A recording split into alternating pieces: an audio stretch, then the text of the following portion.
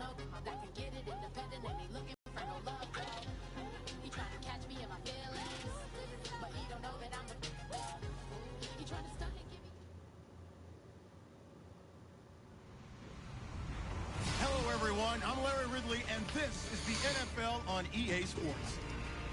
We're on to the divisional round now, 2 steps away from playing on the biggest stage in sports. It's the Browns going up against the Jaguars. With that, let's send you upstate to Everbank Field in Jacksonville. We're standing by our 2 men who will call the action. That's Brandon Goddard and Charles Davis. Larry, we welcome our viewers to Duval County, the northern part of Florida, and the largest city in the Sunshine State, as EA Sports coverage of the NFL takes us to Everbank Field here in Jacksonville. Coming up, it's Divisional Round Saturday, and we've got an AFC battle on tap between the Cleveland Browns and the Jacksonville Jaguars. On first down, Bortles. Middle of the field, it's Robinson. And he'll get this up to the 34-yard line. Give him 10 yards on that one, and that'll earn him a fresh set of downs.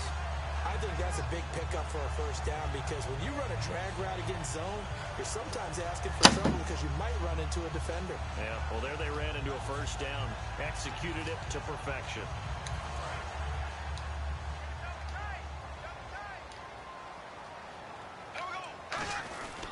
They'll run for the first time with Devontae Freeman. A good run there on first down, and it'll leave them with a 2nd and 2. Some runs are blocked so well, you almost forget that someone has to carry the ball to gain the yardage. The leverage by the offensive line to create space up front, really well done.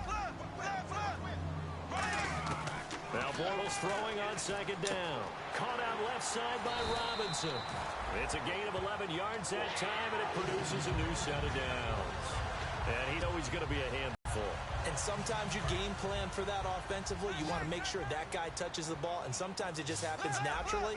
And then you change your game plan. When he has the hot hand, you keep going back to him because he's running routes with confidence as the game goes on. And he's going to go out of bounds at the 30-yard line. That one good for 16, and the drive will continue. I like watching the wide receiver screen because it's a real teamwork play. Because guess what? The guy catching the ball, he'll get all the credit. But how about the people up to block in front of him, either fellow receivers or offensive linemen? That makes that play a really nice timing play, and sometimes it can break big. A gain of 6 there on first. When you see zone defense and you know you got a drag route on as your primary call, you got to be really careful as a passer about how far you let your guy go because he might wander into some tough coverage. On 2nd down, Freeman. And he'll get a couple here down to the 22.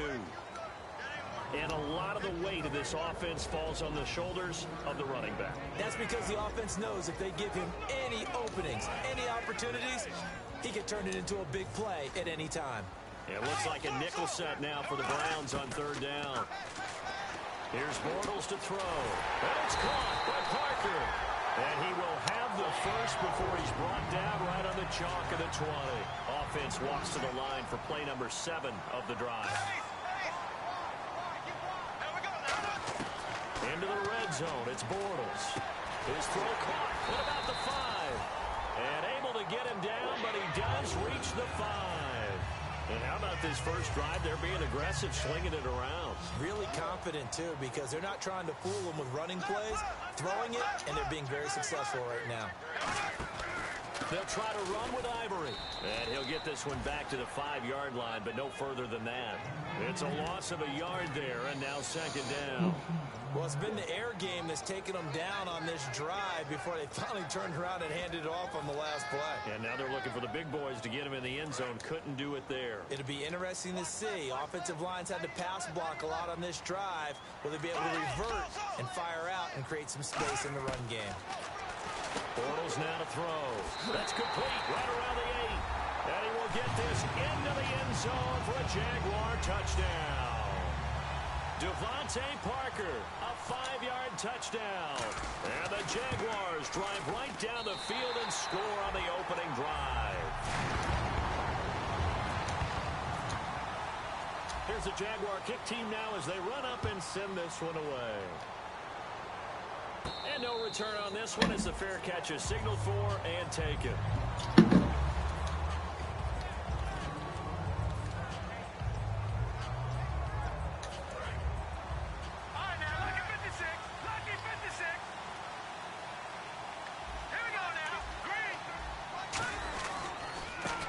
The Boise State alum, Jags.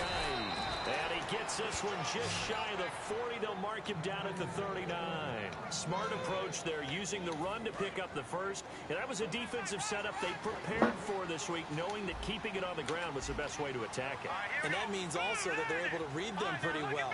All the things they prepared for, when they get to the line of scrimmage, they see it in pre-snap recognition and know exactly how to attack. Corey Coleman, and all the way in. Touchdown, Cleveland. Corey Coleman, 61 yards. And the Browns are within an extra point of tying this thing up. As a fan, is there anything prettier than a well-executed post route? No, it's a thing of beauty, especially when it's done like that for a touchdown. The throw, the catch, and how about the run after to get it to the end zone? So we're right back where we started, all even as the kick's away. Now the return, Rashad Green. He'll bring it back to just about the 25, call it the 24-yard line. And out now comes Jacksonville as they get ready to go. And that last drive, a long drive, but not just that, they had a great air attack there. Do they stick with that? I would think that they would, because if they were competent enough to do it on the last drive, starting backed up in their own territory, why would you change anything? They got to be confident about what they're presenting and continue to do so. Yeah, because the secondary, they really look clueless. And that was amazing because that drive went and went, no adjustments, and no big plays by the defense to knock the ball away. This is Freeman on 1st and 10. And able to break one tackle, but then quickly brought down. But a nice little gain. 9 yards is the pickup there, and they'll have a 2nd and 1. You know what really fires up offensive linemen? When the guy that is carrying the ball behind them can create his own space and break a tackle along the way. See if they stay on the ground for 2nd down. They'll put 2 receivers left, 2 to the right. On 2nd down, here's Bortles. It's caught on the right side by Robinson. And he'll be brought down, it looks like right at the 40. They get 9 out of that one, and as a result, the drive continues. That was a nice completion on an out route, and those types of plays are the result of arm strength by the quarterback and timing. And no escaping this time as he'll go down. They got him for a sack. They'll wind up losing 8 on the sack there, and it's 2nd down.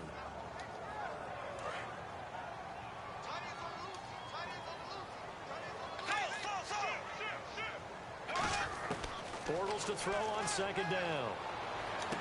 It's caught right side, it turns. And he'll be taken down, but not before getting this inside the 30. It's a game of matchups, and that's why you take your receivers and move them around out of the slot. You often hear the coaches talk about how great it is because it gives you a two-way go. You can break out or you can break in. That makes it hard to defend. Alongside the former defensive back Charles Davis, I'm Brandon Gaudin. It's Jaguar football as we begin quarter number 2. They've got a 2nd and 9 to start things out.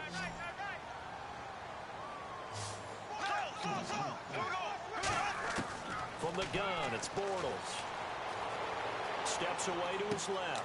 Looking for Hearns, and it's intercepted. Picked off by Dayon Buchanan. And his guys are going to get the football at the 23-yard line. And now Cleveland geared up to take the field. And that recipe on their last drive that resulted in the touchdown looked pretty good, so they'll be hoping to do that once more. And it takes me back to when we sat with the offense. J&J's going to go. 30, 10, and all the way in. Touchdown, Cleveland. J&J, 76 yards, and the Browns have taken the lead.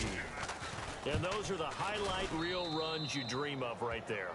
When he gets a seam and just gets through it, how about the explosiveness, the burst to get there to begin with, and then once he's in full gallop, good luck trying to track him down. And those plays so demoralizing for the defense. Absolutely, because you've done so much work trying to keep people in front of you.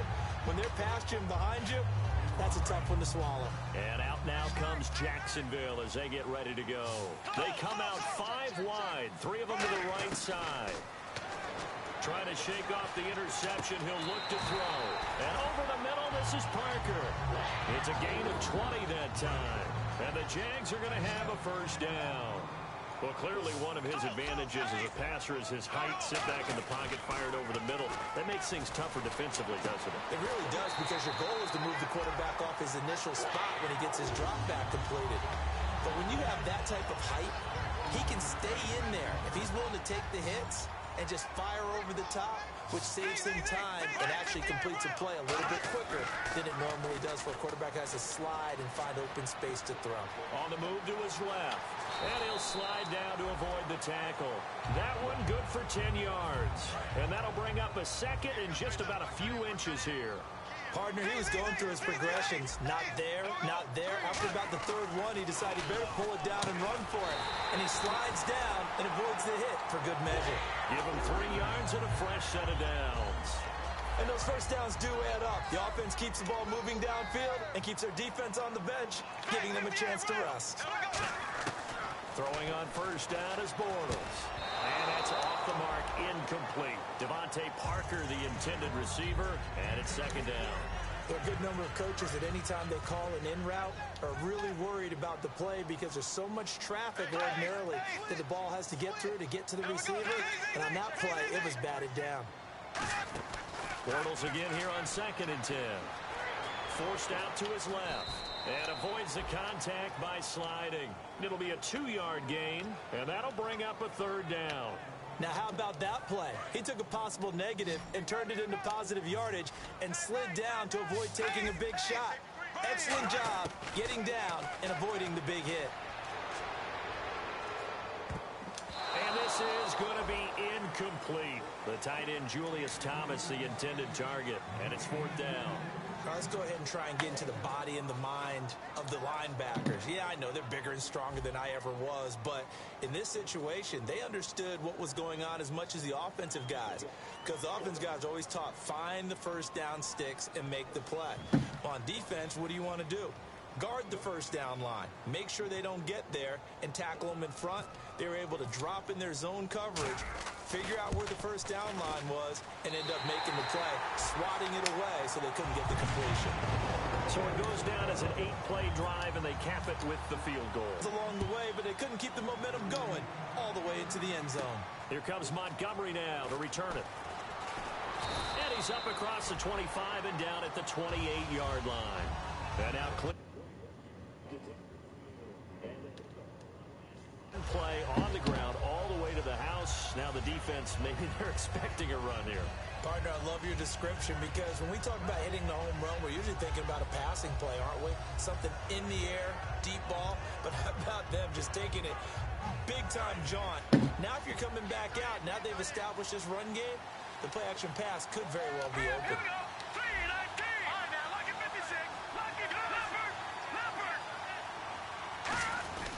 There's a handoff to Ajani to begin the drive. And he's going to lose yards. They take him down at the 26. It's a loss of 2 there, bringing up second down. And frankly, Brandon, we're talking about things I'm not sure we ever thought we'd talk about in the NFL. And a lot of that is the speed at the linebacker position. A lot of these guys in college, they were safeties. They moved them up to outside linebacker to combat the spread offenses, and now we're seeing it in the NFL. Those same guys using their speed to make plays in the backfield, similar to that one. On third down, he'll drop to throw. And the Jags get to him as down he goes. Malik Jackson in there to drop him for his 11th sack of the year.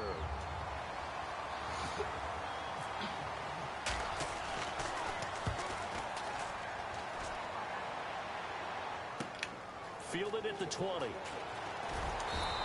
A good return there, 17 yards. And the Jaguars go on offense, first down and 10. And out now comes Jacksonville as they get ready to go. And last time able to get 3. It's not what they wanted. They wanted 6, but they got at least something. They mustered something out of the drive. They'll take it. I like the way you've described it. Not ideal, but they'll take it. Anything to put some points on the board. But this time on offense, they don't even want to see the field goal kicker trot on the field.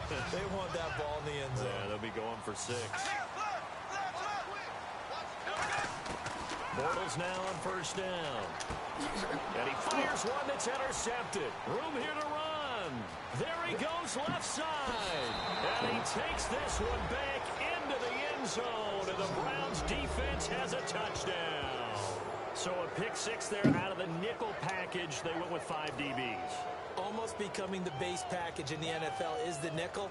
Hard to throw against. That was demonstrated one more time. A pick six going the other way. And he'll bang that one through. So they'll pick six, and now the kick is away. And a fair catch signaled for and taken successfully. And out now comes Jacksonville as they get ready to go.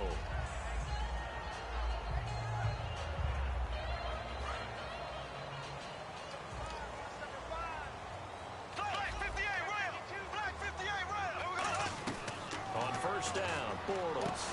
It's caught on the right side by Robinson. Just a yard up.